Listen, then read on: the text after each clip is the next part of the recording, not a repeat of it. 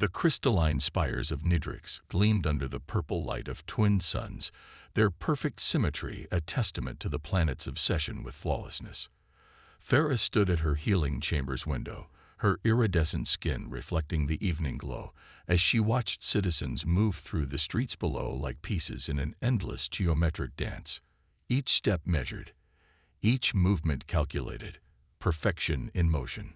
But perfection, Thera had learned, came at a terrible price. Her four-fingered hand traced the edge of a medical report on her holographic display. The genetics lab had identified another child with what the High Council called divergent patterns. Little Riven, barely 3 cycles old, whose neural pathways sparked with unprecedented creativity, and whose body produced colors no Nidrixian had ever displayed before. In their eyes, he was an aberration. In Thera's eyes, he was beautiful. The soft chime of her chamber door interrupted her thoughts. "Enter," she called, her melodic voice carrying the authority of Nidrix's most respected genetic healer. The door dissolved, revealing Sentinel Joth, his ceremonial armor catching the light. Thera felt her heart quicken. His presence never meant good news. "Healer Thera," he said, his voice as rigid as the society they served. "The Council requires your presence. They wish to discuss your recent recommendations." The pause spoke volumes. Her recommendations to preserve and study genetic variations rather than eliminate them had not been well received. As they walked through the pristine corridors, Thera's mind wandered to the secret she had discovered 3 cycles ago. Hidden deep in the medical archives, she had found records of thousands of children who had disappeared over the centuries. Children like Riven, whose only crime was being different. The official records claimed they had been sent to special facilities for treatment. The truth was far darker. The council chamber doors parted, revealing the 7 members of the High Council seated in their elevated positions, their bodies modified to achieve what they considered the peak of Nidrixian beauty. Councillor Ven, their leader, fixed Thera with an unwavering gaze. "Healer Thera." Ven's voice resonated through the chamber. "Your recent behavior concerns us. You have begun questioning procedures that have maintained our society's perfection for millennia. You have suggested preserving genetic anomalies that threaten the very fabric of our existence." Thera stood straighter, her bioluminescent patterns pulsing with barely contained emotion. "Honorable Council, I have discovered patterns in these variations that suggest they are not mistakes, but evolutionary adaptations. The children you would discard could be the key to our species' future." A murmur of disapproval rippled through the chamber. Councillor Ven's expression hardened. "You forget yourself, Healer. Our ancestors engineered our perfection through careful selection and elimination of undesirable traits. These aberrations you speak of are reversions to our primitive past. Then explain why they continue to appear," Thera challenged, her professional demeanor cracking. "Explain why each new generation produces more variations, despite our genetic controls. What if we're wrong? What if these children are not our past, but our future?" The chamber fell silent. Councillor Ven rose slowly, his modified form towering over the others. "You leave us no choice, Healer Thera. You will be relieved of your duties and placed under observation until you can be corrected." Thera's mind raced. She had prepared for this moment, but had hoped it wouldn't come so soon. In her chambers, hidden behind layers of medical security, 23 children like Riven waited. Children she had secretly saved from treatment, their parents believing they had been sent to special facilities. She had one chance to save them, and herself. "I understand," she said, bowing her head in apparent submission. As she straightened, she pressed a hidden pattern on her medical bracelet. Throughout the city, power fluctuations began cascading through the neural network. The council chamber's lights flickered, and alarm signals began blaring. In the confusion, Thera moved. Her years of studying Nidrixian biology had taught her exactly where to strike. A precise blow to Sentinel Joth's neural cluster sent him crumpling to the ground. She grabbed his weapon, an act so shocking in their society that the other guards hesitated for crucial seconds. "You prove our point, Healer," Ven called as she backed toward the exit. "Look how quickly you descend into barbarism." Thera met his gaze one final time. "No, counselor. I prove mine. We are more than your perfect programming. We are alive, and life finds a way to grow beyond its boundaries." She ran, her feet carrying her through corridors she had memorized over months of careful planning. The power fluctuations had disabled most security measures, and the confusion would buy her precious time. Her mind connected to the medical network, sending coded instructions to her hidden charges. By the time she reached her chambers, they would be ready. As alarms blared and the perfect order of Nidrix descended into chaos, Thera realized there was no turning back. She had chosen her path, a path that would either lead to a new understanding of perfection or end in exile among the stars. Either way, she would no longer be party to the elimination of innocent lives in the name of an impossible ideal. The real question was, in a universe that feared imperfection, where could they go? The maintenance tunnels beneath Nidrix's pristine surface told a different story than the gleaming towers above. Here, imperfection was evident in every corroded pipe and flickering light, proof that even their society couldn't maintain absolute perfection everywhere. Thera led her group of 23 children through these forgotten passages, their footsteps echoing in the darkness. Little Riven clutched her hand, his skin shifting through colors that reflected his fear and excitement. Behind them, the oldest of her charges, 14-cycle-old Xena, helped guide the younger ones. Her elongated limbs, considered a horrific mutation by Nidrixian standards, allowed her to easily support 2 stumbling toddlers. "Healer Thera," Xena whispered, her voice carrying the musical quality that had marked her as different. "I hear pursuit drones." Her enhanced hearing, another defect, had already saved them twice during their descent into the tunnels. Thera nodded, guiding them into a maintenance alcove.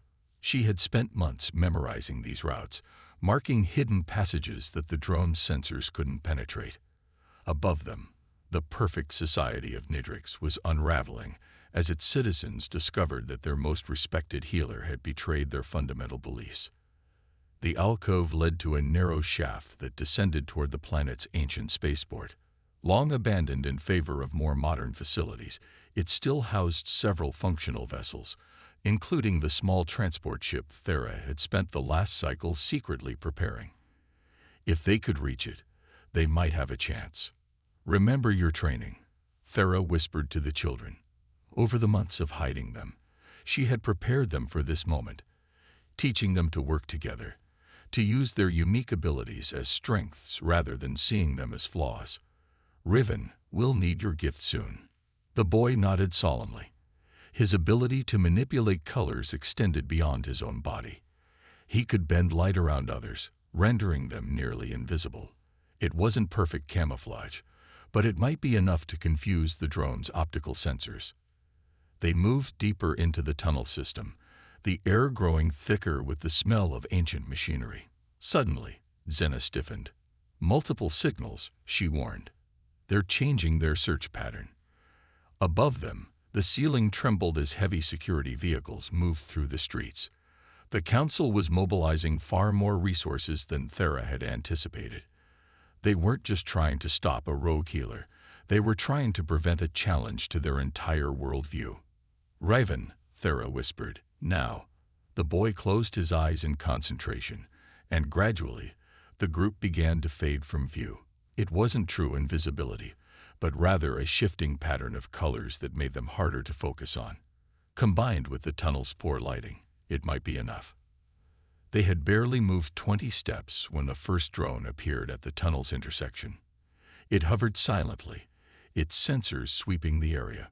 Thera held her breath, feeling Riven trembling beside her. The drone paused, its analysis protocols trying to make sense of the visual distortion Riven was creating. A voice echoed through the tunnel. "Counselor Vens, broadcast through the drone network. Healer Thera, you cannot hide these imperfections forever. Return the subjects for proper treatment, and your own correction will be minimal." Thera didn't respond. Instead, she signaled to Xena, who had been calculating the drone's sweep patterns. The girl nodded and whispered to the group, coordinating their movements between sensor suites. They began to move, step by silent step, past the drone. They were halfway to the next junction when one of the younger children stumbled. The sound was tiny, barely a scuff of foot against metal, but it was enough. The drone's sensors locked onto the disturbance, its alert signals piercing the darkness. "Run," Thera commanded, abandoning stealth for speed. Riven couldn't maintain his camouflage at this pace, and their forms flickered into visibility as they raced through the tunnels. Behind them, security forces began pouring into the maintenance system. The ancient spaceport's entrance lay ahead, a massive door sealed for decades. Thera input the access codes she had discovered in the archives, praying they hadn't been changed. For a moment, nothing happened. Then, with a groan of protesting metal, the door began to slide open. "Stop them." The command echoed through the tunnels as security forces closed in. Energy pulses designed to temporarily paralyze began hitting the walls around them. One struck near Xena, but her unusual nervous system, another defect the Council would have corrected, made her resistant to the stunning effect. They burst into the spaceport's main hangar, their footsteps echoing in the vast space. Rows of abandoned ships stretched into the darkness, most of them now nothing more than salvage. But there, in the shadows, waited their hope. A retrofitted medical transport, small enough to slip through planetary defenses, but large enough for their group. "Everyone inside," Thera ordered, herding the children toward the ship. She had taught several of the older ones basic flight controls during their preparation, knowing she couldn't pilot and defend the ship alone. As the last child scrambled aboard, a new voice rang through the hangar. "Healer Thera." It was Sentinel Joth, standing at the entrance with a squad of security forces. "Think about what you're doing. These children need correction, not exile." Thera paused at the ship's entrance, looking back at him. "No, Joth. What they need is acceptance. What they need is a chance to become whatever they're meant to be, not what we decide they should be." The security forces raised their weapons, but before they could fire, Riven, standing behind Thera in the ship's doorway, released a burst of brilliant, disorienting colors. The security forces staggered, their targeting systems overwhelmed by the display. Thera sealed the ship's door as Xena's fingers flew over the flight controls. The engines hummed to life, decades-old systems responding to their desperate need. As security forces recovered and began firing at the ship, they were already rising, turning toward the hangar's exit portal. "Hold on," Thera called to her charges as they accelerated. The ship burst from the hangar into Nidrix's purple sky, climbing rapidly toward space. Behind them, alarm sirens wailed across the city. Defense systems, dormant for generations in their peaceful society, began powering up. They had made it out of the tunnels, out of the city, but their journey was far from over. As planetary defense ships rose to pursue them, Thera realized that the hardest part still lay ahead. They had escaped their prison, but where in the vast universe could they find a home that would accept them as they were? As if in answer to her unspoken question, Xena's enhanced hearing picked up something unexpected. "Healer," she called, "I'm receiving a signal. It's like nothing I've ever heard before." She adjusted the ship's communications array, and a voice crackled through their speakers, speaking in an unknown language, but somehow feeling more welcoming than anything they'd left behind on Nidrix. The unknown signal grew stronger as their ship limped through space, its aging engines straining against the void. They had managed to escape Nidrix's defense forces, but the pursuit had left their vessel damaged. Thera watched as Xena worked tirelessly at the communications array, her elongated fingers dancing across the controls with unprecedented precision. "The language patterns are fascinating," Xena said, her enhanced auditory cortex processing the mysterious transmissions. "There's so much variation, so many different ways they express the same thing. It's beautiful." The ship's main viewport revealed a blue-green planet ahead, wrapped in swirling white clouds.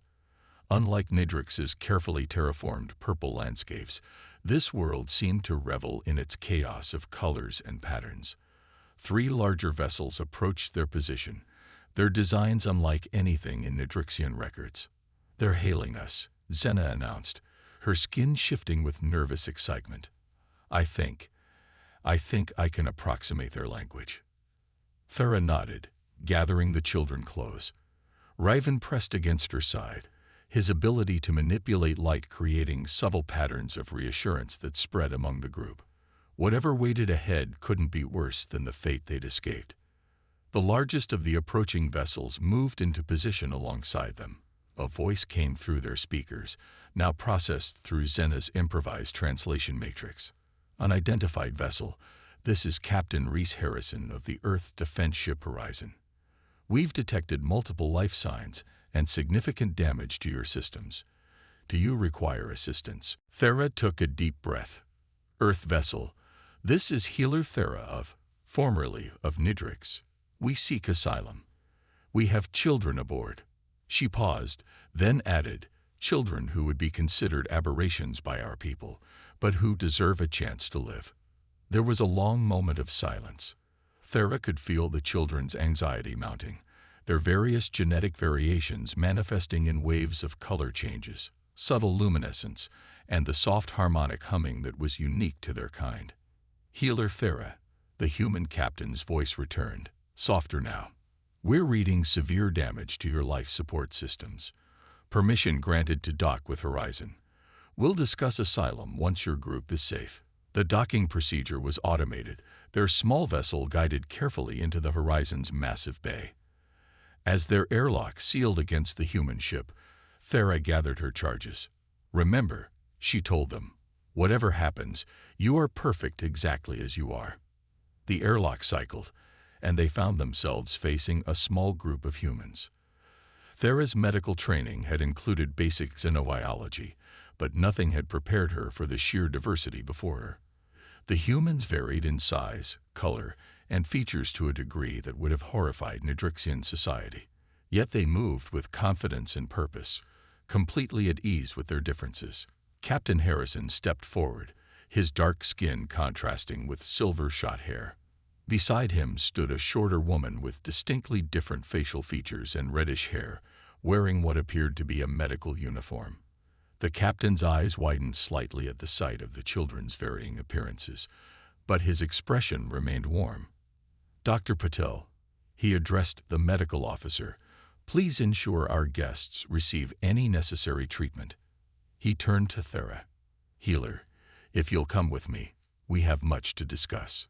The medical bay of the Horizon was a revelation.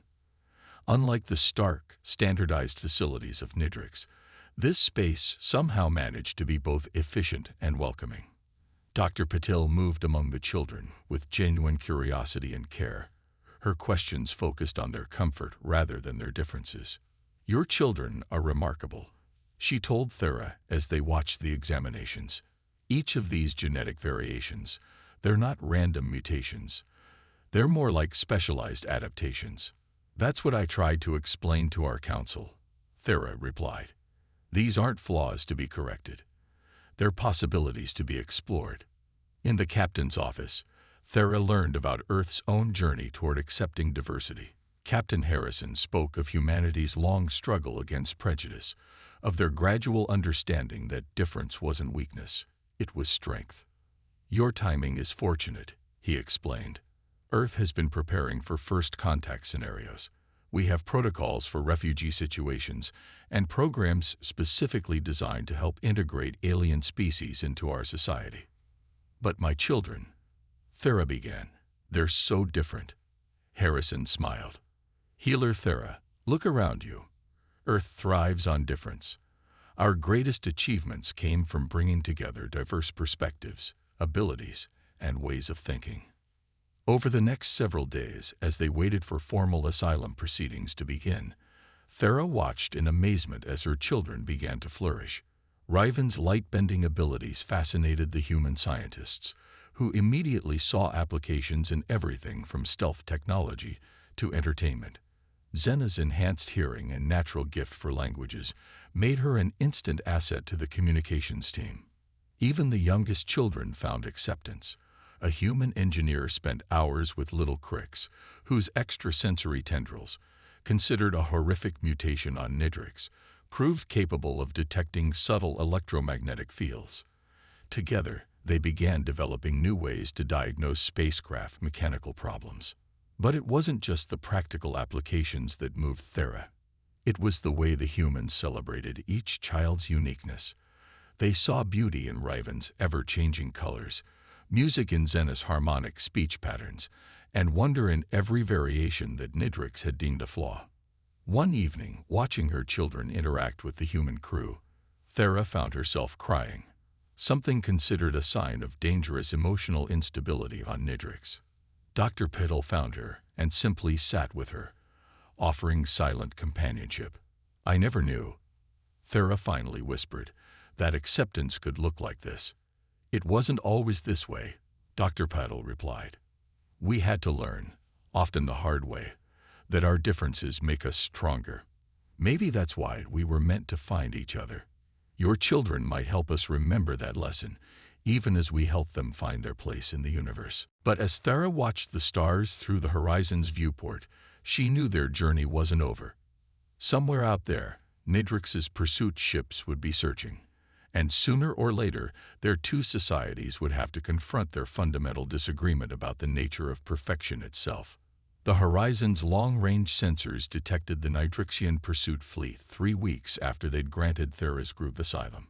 6 ships, their crystalline hulls refracting starlight in perfect geometric patterns, appeared at the edge of Earth's solar system. Their arrival threw the human defense fleet into high alert, but Captain Harrison maintained his calm demeanor. "They're requesting direct communication," Zena reported from her new position at the communication station.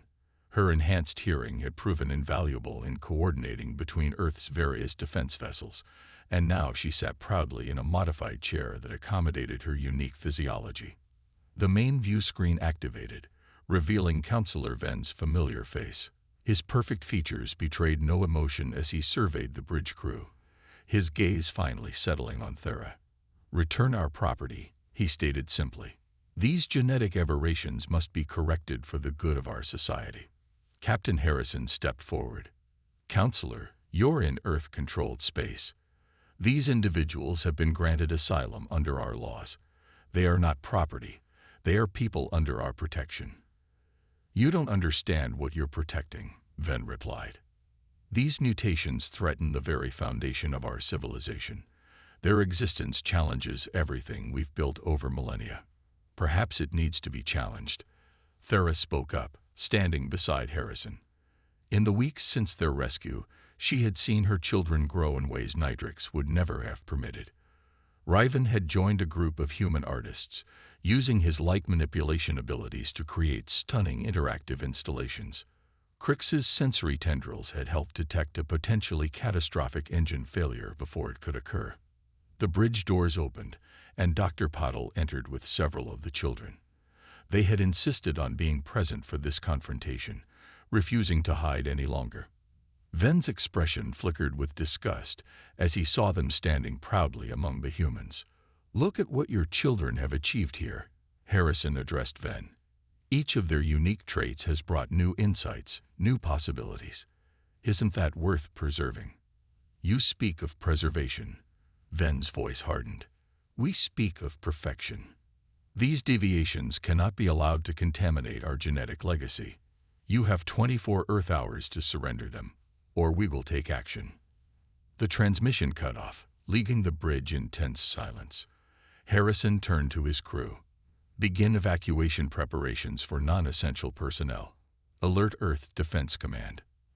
And someone get me Admiral Chen on a secure channel." The next hours were a blur of activity.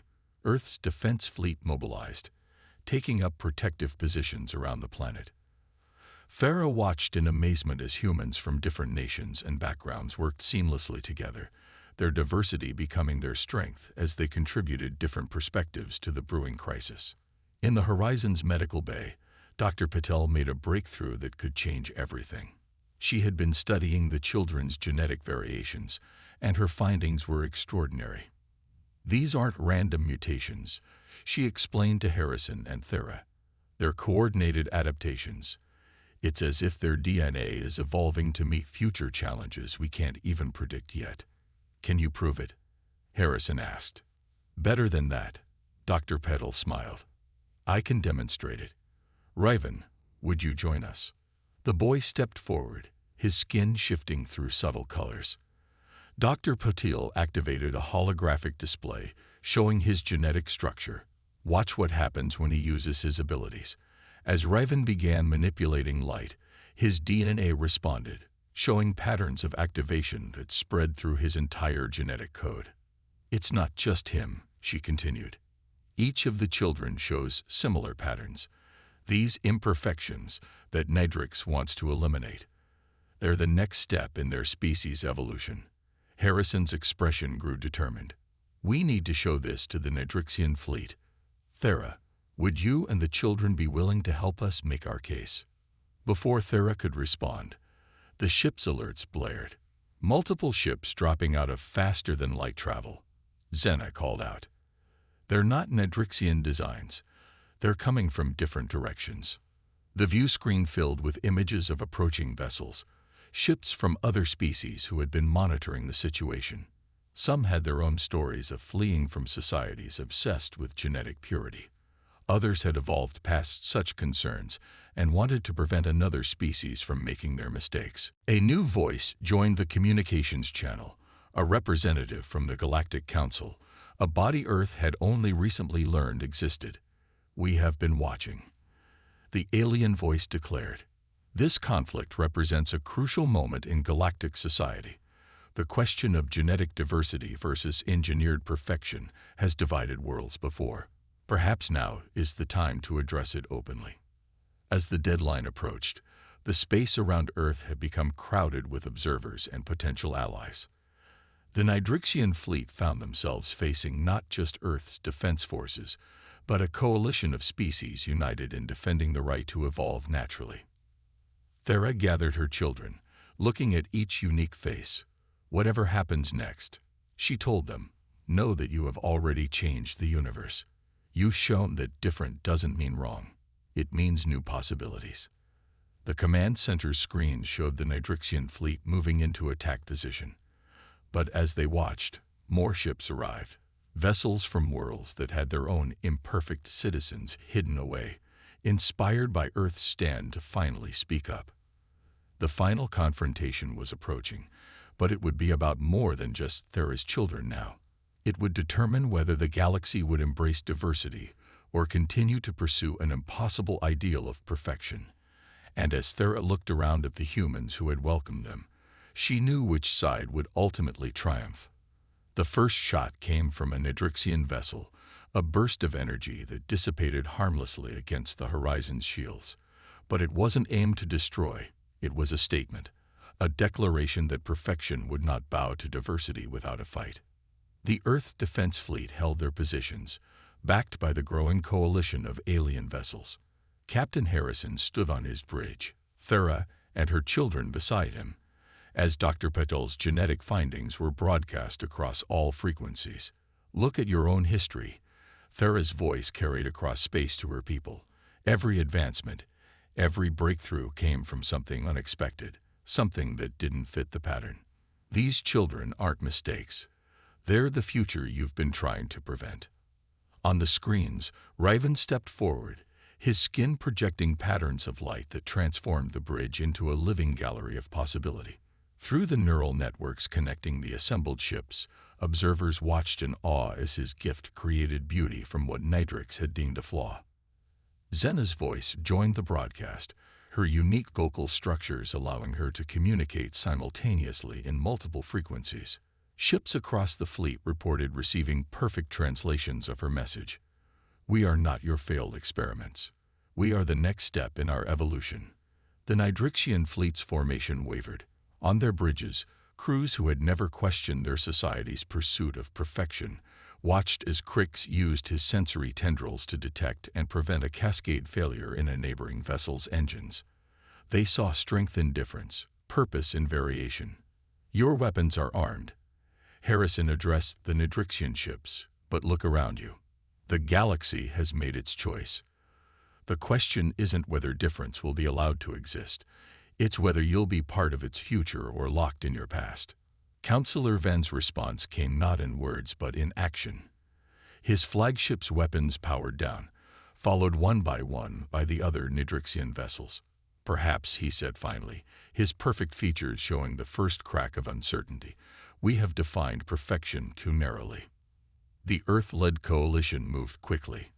Representatives from various worlds, including those who had hidden their own genetic diversity, convened aboard the Horizon. They drafted the Galactic Diversity Accord, establishing protections for genetic variation and evolutionary freedom across known space. But it was what happened on Nidrix that truly marked the change.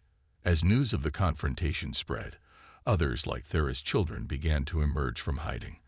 The society that had prized uniformity above all else faced its greatest challenge: learning to see beauty in difference. Thera stood in the Horizon's observation deck months later, watching Earth's sunrise paint the sky in colors that would have been considered chaotic on Nidrix.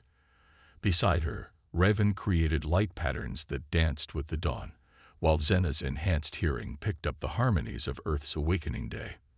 The first group of Nidrixian reformers arrives today, Captain Harrison said, joining them at the window. They want to learn how Earth manages its diversity.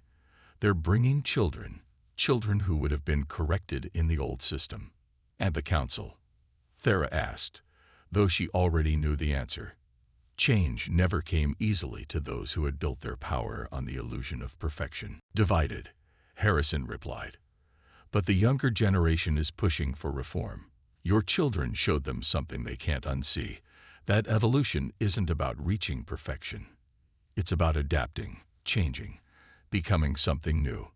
Through the viewport, they watched as the transport from Nidrix approached. Its crystalline hull had been modified, its perfect geometrical patterns now interwoven with organic curves. A small change, but a symbolic one. We're not done, Thera said, watching her children prepare to welcome their new guests. There will be resistance, setbacks. Of course, Harrison smiled. That's how evolution works. 2 steps forward, 1 step back, but always moving forward. As the new arrivals docked with the station, Thera saw hope in their eyes. The same hope she had carried when she first fled Nidrix. But now they weren't running from something.